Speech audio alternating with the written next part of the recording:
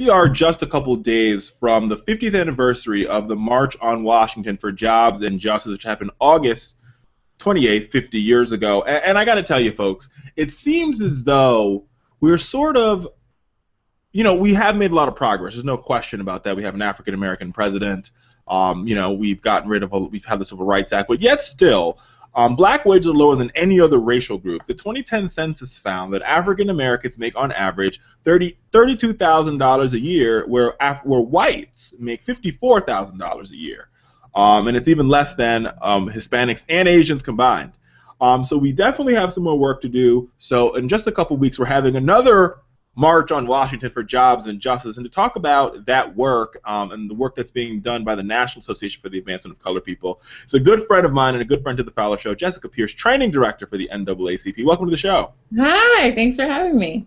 Thanks for being here. I know you guys have a busy schedule as you guys prepare for this march, but Jessica, before we talk about the logistics of the march and how people get there and how people get involved, it seems as though as much as we've made a lot of progress forward, we seem to be a little bit stagnant.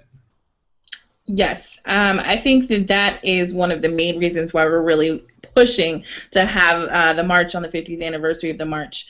It's because when we do look across the issues, I specifically focus on working with people of color, and when I look at issues of health or education or the economy, we are stagnant in a lot of ways. We have definitely made progress in the past 50 years, but we have not made the type of progress that we really need right now, right? You look at the economic stats and you see that over half of black men are unemployed in cities like Detroit and cities like New York City. You look at health statistics and you see that there are increasingly high numbers of African Americans that are contracting HIV, or that black women, for example, do not get breast cancer at the numbers that white women do, but actually die at higher rates. So we are seeing definitely across issues that we are not seeing the change or the type of shift that we need to actually see, which is one of the reasons why we're calling on people to actually come out to the streets so that people can understand that this is a movement that's building and it requires people power. I love that, and I think you're so right. And I just came off of, and folks who don't know, we talked about this earlier in the show, but I was at the Student Convergence last weekend in Madison, Wisconsin, and it seems to me, and I got a chance to sort of talk to some of the Dream Defenders that came up, and it seems to me that our movement is in desperate need of people power. This is not a Barack Obama quick fix. This is not a Reverend Al quick fix. This is not a Ben Jealous quick fix. This is a movement that's going to require true and real people power, so we can really sort of level the playing field. Yes, we need people to actually come out. Really, when we talk about it all the time, we talk about all the different pieces need to come together in alignment and be able to work together to get this done, right? So we're talking about people coming out and registering to vote, educating, and turning out to vote, right? Because we can't forget about turning out to vote, because when we get to face with our elected officials, and we don't come out to vote, they're like, well, why should we take your interest in account when you didn't actually come out to vote? So for us, it's about registering and turning out to vote. It's about actually running for office and making sure that people that look like us, and that's not just skin color-wise, but also look like my interests and represent my interests are in office. It's about running those grassroots organizing campaigns, building capacity, building membership, training people. So for me, I talk about being a training director, and people are like, oh, that's training, it's really boring. But I'm like, you have to make sure people have the tools that they need to get the job done. What does it mean if you go to the construction site but you don't have the tools? I love that. I think you're so right. I think especially because training is something that our community misses, and I think outside of the work we do on the Fowler Show here, the truth of the matter is that we're missing the components to be effective organizers and we can have 50,000 people, but if they don't know what to do, then right, they're just 50,000 people. I think that's exactly it. We have people right now, especially coming off of the Zimmerman verdict, for example, who are passionate, who are angry, they're upset, they're emotional, and they're asking us, well, what do we do?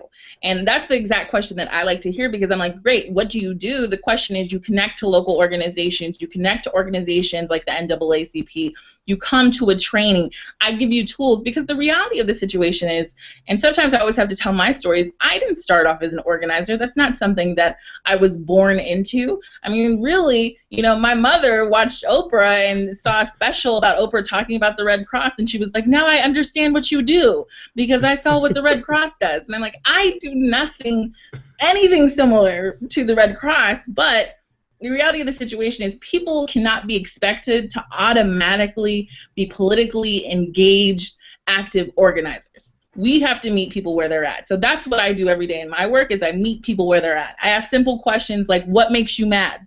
Because the reality of the situation is everybody has something that they're passionate about. Everybody has something that angers them.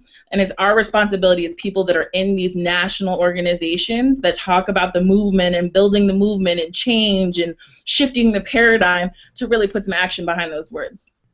I love that. And I think that's such a rich statement. What makes you mad? What makes you angry? And I think to add to that, the question I would add is what motivates you? Because I think those three questions are the impetus for how we create real change. If you get upset because George Zimmerman walked free, or you got upset because of Sean Bell, or you got upset because you waited 4 hours in the line to vote because there wasn't enough voting machines, or you got upset because they took away souls to the polls on Sundays, that should get you activated to get involved in the process, right? And I think that is such a right now thing. Like, what makes you upset and what gets you angry is a right now thing, because I think there's so many people out there, Jessica, that are angry and upset and they want change, but they're just not really sure how to get there. They're not really sure. They know they need to get there. They see the destination, but unfortunately this time they don't have the vehicle. Right. And but that's our job, right? Our job is to literally be creating the literal and the imaginary buses or the mobilization tools for people to actually be able to get the work done. I can't expect that I'm going to be standing on the mall waiting for people to turn out at the March on Washington. I actually have to make calls to people. I have to really establish our website where people can sign up and say that they're interested. We have to connect people to other local organizations that have buses coming from these cities. Labor unions like AFSCME, the AFL-CIO, AFT, all these organizations are on the ground saying we have the buses to get people there. So that's part of the piece that I'm doing is, and most of the calls that I'm fielding right now, frankly, are people saying I'm really interested in getting here. How do I do this? What's the march actually about now? How do I connect to other people in my area? And if that's the biggest thing I can do is serve as a connection between individual people that are passionate but don't know how or don't know where to go, and connect them to people that need those other people to get the work done, then I feel like I've done a good job. I love it. And we here at the Fowler Show, we believe that we're connectors. That's what we do. We connect people to things. So I know this. You sort of led a segue into the next part. How do people get involved? If you're listening to this show from Oklahoma or Arkansas or California, or you're watching this on YouTube in Korea or wherever, how do people get involved and how do they get to the march? Yeah, so the first thing I would definitely tell folks to do is visit our website. Our website, on the front page, is a landing page about the March on Washington. So if you visit NAACP.org, you can sign up there, but also other organizations have sign-up sheets. So if you're a young person, you can connect through our Youth and College Division on our website, or you can connect through the Black Youth Project, National Action Network. All of these organizations have sign-up pages on their websites.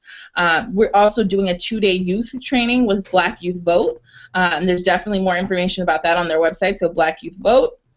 That's the name of that organization. We're encouraging folks to come out to that training. We're offering scholarships for people to be able to attend that, because we understand also that people don't necessarily have the finances to get here.